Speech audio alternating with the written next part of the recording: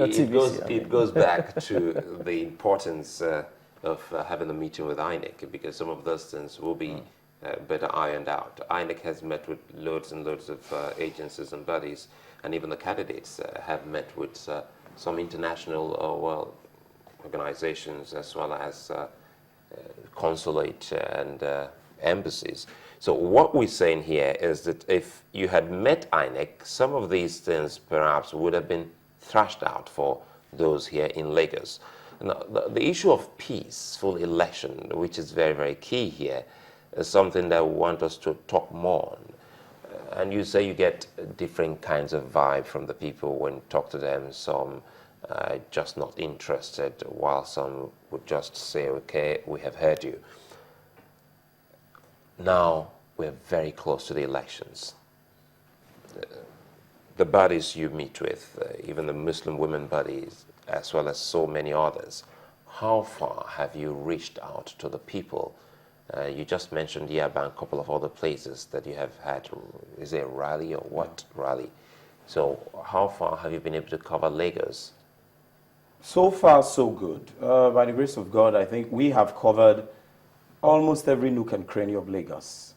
Why I say so? Because the JDPC is, the center is, the head office or the secretariat is in Yaba. But then we are present in the 3 senatorial districts in Lagos. And then by way of churches, we are present in about 60 churches in Lagos, 60 Catholic churches in Lagos, which cut across from as far as Ekpe to Lekki, VI, and then you have even Alakuko, areas Iju, further down to Yanopaja, Gowon Estate, and then Maryland axis. We are practically everywhere. So to that extent, we've taken this message to the grassroots. And because we've had a couple of sessions and meetings, yesterday we had a meeting with JAF, Joint Action. Yes. We've had a meeting with them, and still on this same issue, how best we can collaborate to ensure we have a peaceful election. You've been seeing and campaign, messages on television. You've had a couple of them on radio, without any mention of political parties. Do you think some of these messages will get towards peaceful elections? Yes, I believe so. I believe so. I think it's all about education. We just have to take our time and educate the masses. Majority of Nigerians want peace. I think the people who probably don't want peace are just a handful. But then, there's this analogy I give all the time. If we, as the electorate or the citizens, know the power that we have, we can use it and use it wisely. It's like, let me use this as an example. There's a cliff, and then we're staying like this. Now, the political office holders, I believe, are standing here, and the electorates are standing here. Because our weight is more, we keep them in check. We should balance them. Now, if we move off from here, what happens? The person here drops off. But somehow, we on this side don't seem to actually know what we have. We don't seem to know the power we have. So the people have the power? Yeah, the people have the power. The people have the power.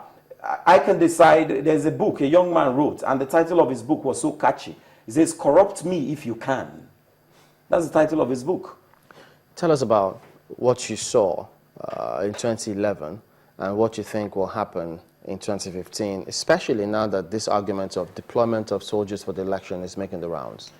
Well, I think someone said, and I think I would want to share that belief, that this election will come and go, and normalcy and peace will be restored to the nation. As against 2011, 2011 was very well heated, and we know the bad talks that came prior to the elections, and all the talk of suggestions. If some group, if we win, this will happen. If we lose, that will happen. We'll make this country ungovernable, and all of that. And the aftermath, we are still suffering now. Whether it's a direct consequence of what was said or it's just a coincidence, we don't know. Now, but as against now, the militarization of our democracy is genuinely and in all fairness not the best. But given our own circumstance, we just have to wait within context. The INEC is saying the nation is not safe. I asked the question sometime the moment it happened. I can't remember what particular radio station I was on. And I asked this question. Many states don't have their elections, or a few states don't have their elections together with others. If we carry out the elections and those particular local governments that have been red flagged, if they are allowed not to have the election at this time, will there be so much of a problem? Is it justifiable to cancel the entire election and postpone it because of this particular? And then on the flip side, it's almost like, okay, if we are not guaranteed, it's only somebody who is alive that can actually vote.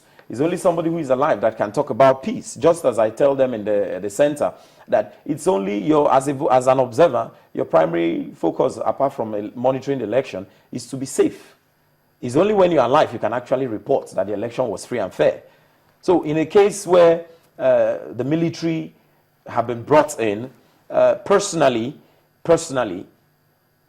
given the present circumstance, it's a 50-50 thing.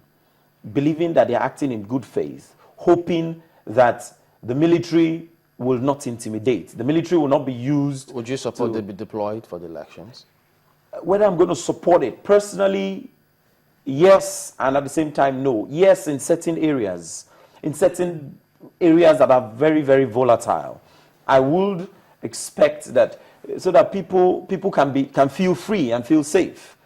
But it may not be necessary in every part of the nation where, because the presence of the military, like everybody is saying, has a way of bringing some level of intimidation so as not to intimidate the would-be or the electorate, as the case may be. All right, Reverend Father Raymond Anoliefo is the Director, Justice Development and Peace Center in Lagos. Thank you for coming on this morning. Thank you very much. We'll be back after this break. It was also almost 50-50, if not 50-50, on the floor of the House of Reps about the deployment of troops for the elections. We'll talk about that when we return. Join us again.